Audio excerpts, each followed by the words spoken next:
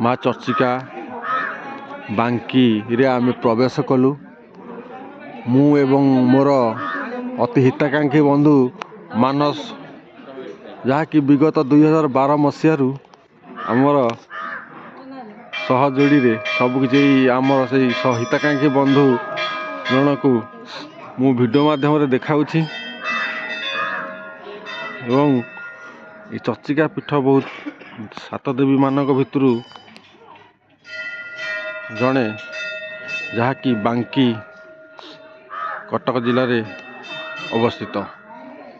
माँकर दर्शन करंतु, सानिध्य लाभ करंतु, यथायथ तथा तथा मनस्कामना पूर्ण निमित्त प्रातः समय माँ कर दर्शन करवा लाभ करंतु। जय माँ चर्चिका।